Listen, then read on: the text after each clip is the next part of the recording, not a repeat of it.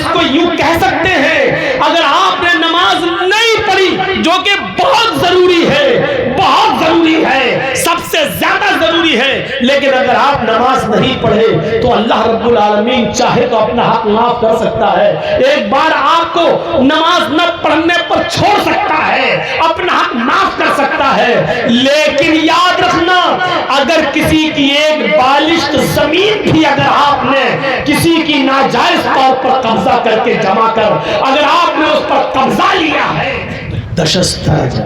10 ہار بہت قیمتی ہوتا ہے، عورتیں اس کو گلے میں ڈالتی ہیں۔ گلے میں ڈالنے کا مطلب کیا ہوتا ہے؟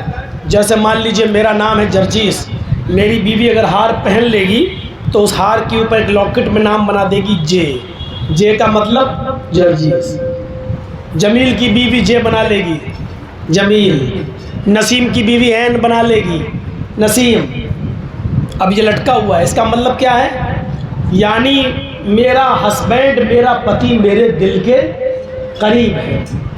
ہار میں ایک لاکٹ ہوتا ہے، لاکٹ پہ نام کا پہلا لفظ پڑا ہوتا ہے۔ آج کل یہ دوسرے بوائے فرینڈ اور گرل فرینڈ بھی یہ سب استعمال کر رہے ہیں۔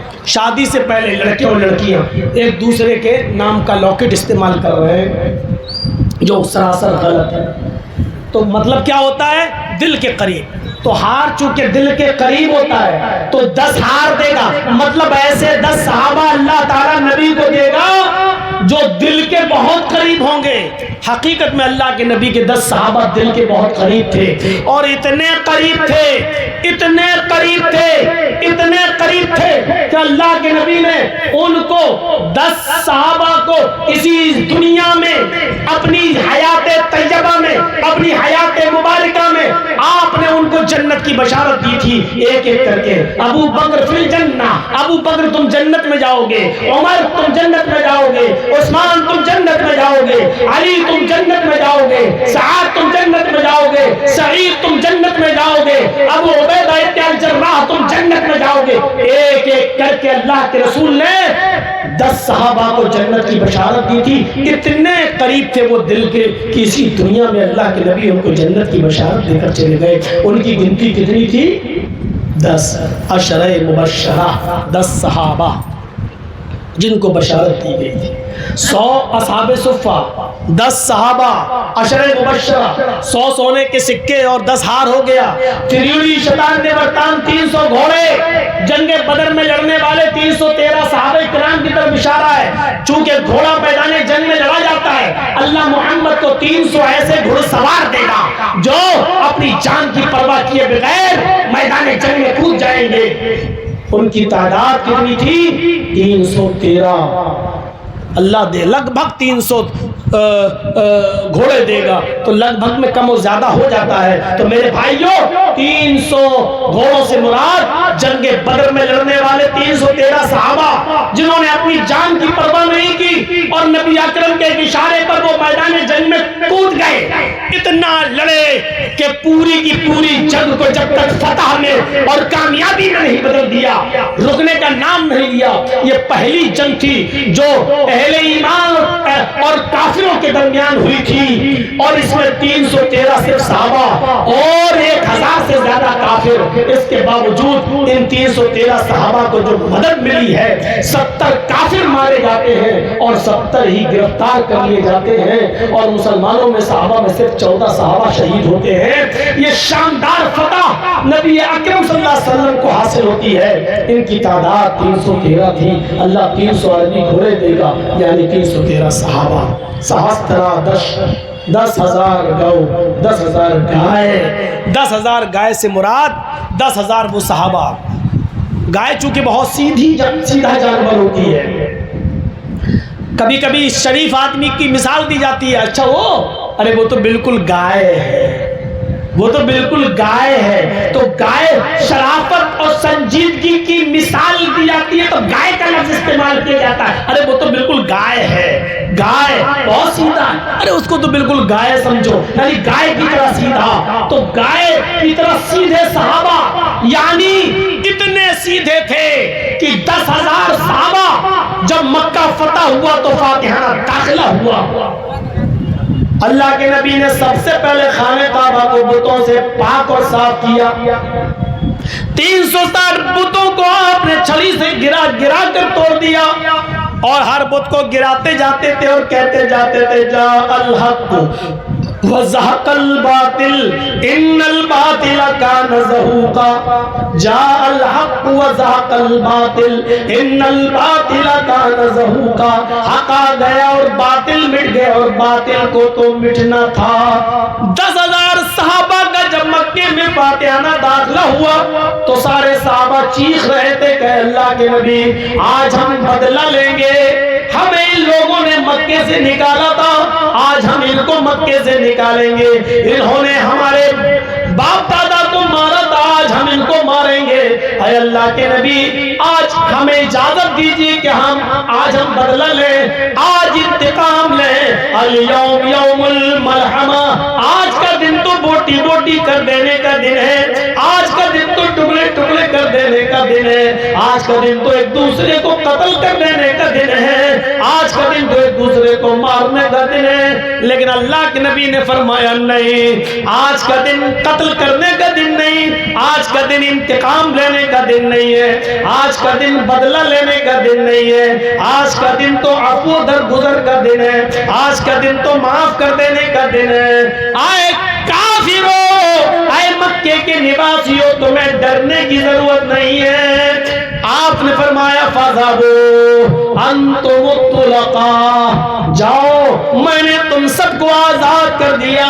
لَا تَثْرِيبَ عَلَيْكُمُ الْيَوْمَ, آج تم سے کوئی بدلہ نہیں لیا جائے گا, آج تم سے کوئی انتقام نہیں لیا جائے گا, آج تم سے کوئی انتقام نہیں لیا جائے گا, کوئی بدلہ نہیں لیا جائے گا. میرے پیارے ساتھیوں, حقیقت جانیے, اسلام اسی اعلیٰ اخلاق کی وجہ سے پھیلا تھا. اسلام نبی اکرم صلی اللہ علیہ وسلم معجزے دکھاتے رہے, لیکن آپ کے معجزے اتنا زیادہ تقویت نہیں پہنچا پائے. کافروں نے کہا چاند کے 2 ٹکڑے کر دو, اللہ کے نبی نے انگلی کا اشارہ کیا, چاند کے 2 ٹکڑے ہو گئے. لیکن اس کو دیکھ کر بھی کافر ایمان نہیں لائے. اللہ کے نبی کی انگلیوں سے پانی گرنے لگا, صحابہ نے وہ پانی پی لیا. اس معجزے کو دیکھ کر بھی لوگ ایمان نہیں لائے. ابو جہل کی مٹھی میں کنکریاں ہیں, اس نے کان میں لگایا تو کنکریاں کلمہ پڑھ رہی ہیں. اس چیز کو دیکھ کر بھی لوگ مسلمان نہیں ہوئے, خود ابو جہل بھی مسلمان نہیں ہوا. معجزے اسلام قبول کرنے میں زیادہ مددگار نہیں ہوئے. معجزوں نے, اس چمتکار میں معجزوں نے اسلام پھیلانے میں زیادہ مدد نہیں کی. ہاں, جب آپ نے ہندا کو جب آپ نے معاف کیا, جب آپ نے ابو سفیان کو معاف کیا, جب آپ نے حمزہ کے کان اور ناک چبانے کلیجہ چبانے والی کو, پیٹ پھاڑنے والی کو, ناک کان زبان کاٹ کر گلے کا ہار بنانے والی کو جب آپ نے معاف کیا, تو یہ اخلاق دیکھ کر لوگ اسلام لائے.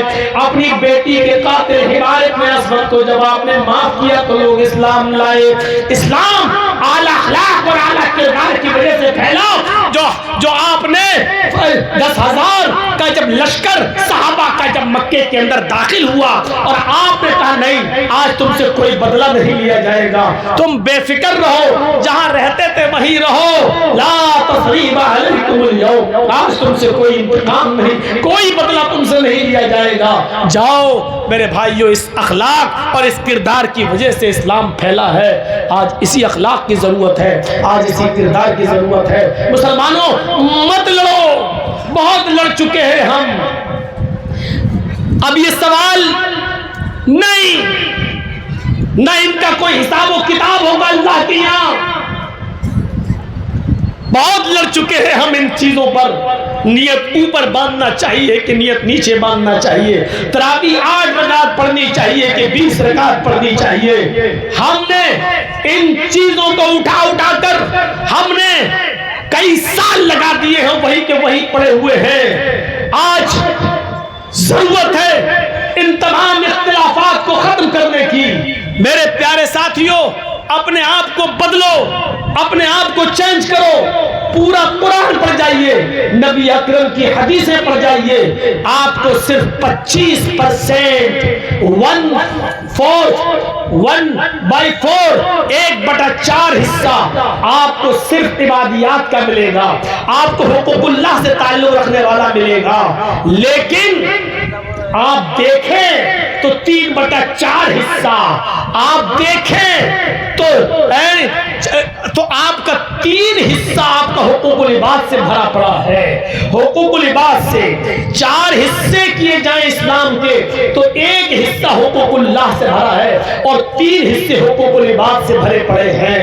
ہاں، ہم اس کو یوں کہہ سکتے ہیں، غور سے سنو، کہ اللہ اپنا حق اگر مارا ہے کسی بندے نے تو وہ معاف کر سکتا ہے، اس کو پورا حق ہے معاف کرنے کا۔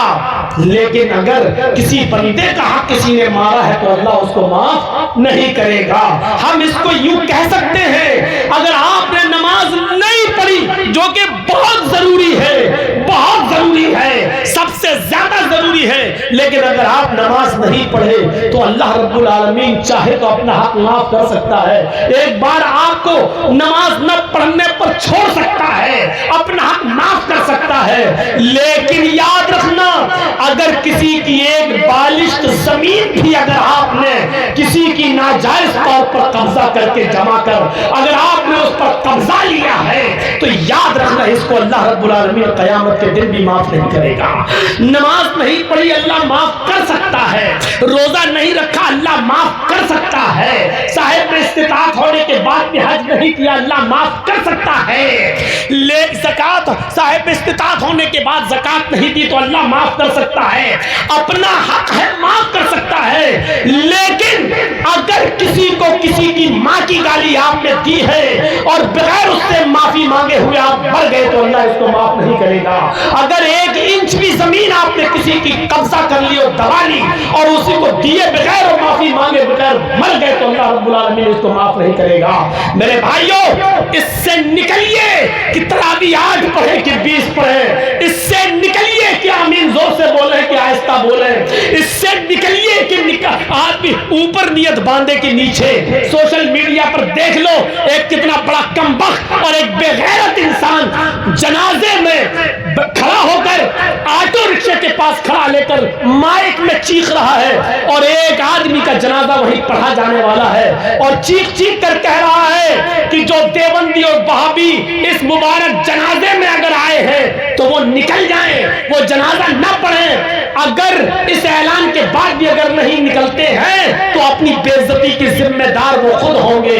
یہ اعلان کر رہا ہے جنازے سے پہلے مائک لگا کر آٹو کے اوپر۔ میرے بھائیوں، تصور کریے آج کے اس علمی ماحول میں اور کمپیوٹرائز دور میں اور الیکٹرانک میڈیا کے دور میں اس بے غیرت کو، اس کمینے کو اتنی بھی لاج نہیں آئی کہ ساری دنیا ہمارا مذاق اڑا رہی ہے۔ آج پوری کی پوری کمیونٹی ایک پارٹی ہمارے پیچھے پڑ گئی ہے۔ آج کشمیر فائل دکھا کر ایک قوم کو اکسایا جا رہا ہے ہمیں مارنے کے لیے، اور یہ بے غیرت، یہ کمینہ چہرے پہ داڑھی رکھ کے اور ٹوپی لگا کر بے غیرت یہ کہہ رہا ہے کہ وہابی اور دیوبندی اس جنازے سے نکل جائیں ورنہ اپنی بے عزتی کا خود ذمہ دار خود ہوں گے۔ میرے بھائیوں، جب قوم کے اندر ایسی بدقماشی پیدا ہو جائے، ایسی جہالت پیدا ہو جائے تو پھر سمجھ لو کہ یہ قوم مر چکی ہے اور اس کو مارنے کے لیے مارنے والے پیدا ہو چکے ہیں، اور اس قوم کی حفاظت اب اللہ بھی نہیں کرے گا۔ وطن کی حفاظت کر ناداں، مصیبت آنے والی ہے، تیری بربادیوں کے مشورے ہو رہے ہیں آسمانوں میں۔ میرے بھائیوں، یہ ہماری نا اتفاقی کا حال ہے، اسی کی وجہ سے آپ دیکھتے جائیے